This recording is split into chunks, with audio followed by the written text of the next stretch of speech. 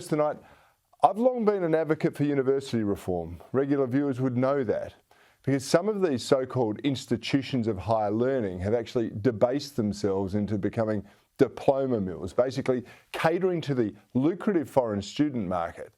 And in doing so, they rake in billions of dollars while paying no tax, and some university academics have even admitted to Four Corners back in 2015 that they've felt pressured to pass underperforming students and that there's widespread plagiarism among these international students.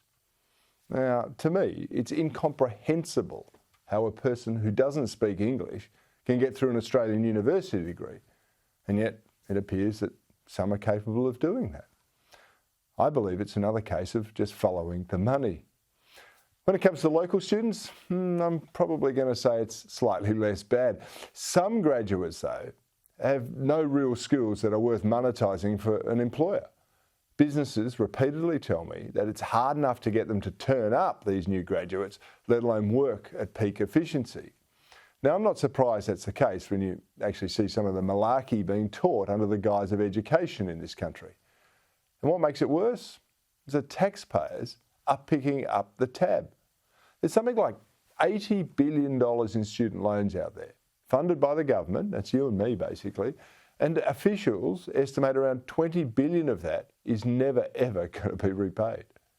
And the universities have never been held to account for that failure to prepare job-ready graduates.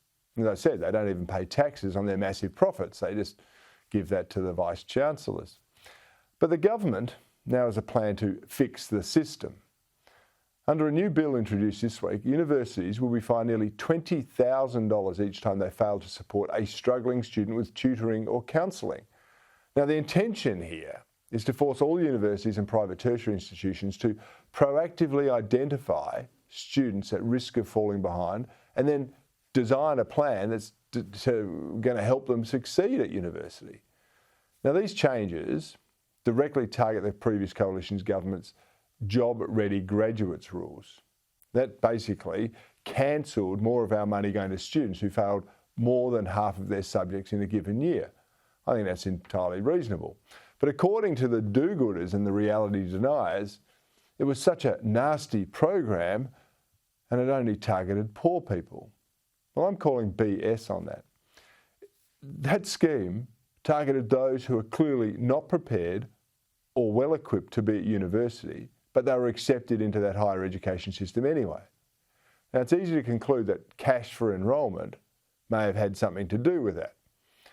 But according to the bill, universities now have to identify students who are struggling to complete their degree and, quote, assess a student's academic and non-academic suitability for continuing study. Well, blow me down with a feather. Shouldn't that have been done before they started university? And that sort of suggests that we now need to reform our failing secondary school system. I mean, these dud students now have to be given access to targeted individual literacy, numeracy, and other academic supports.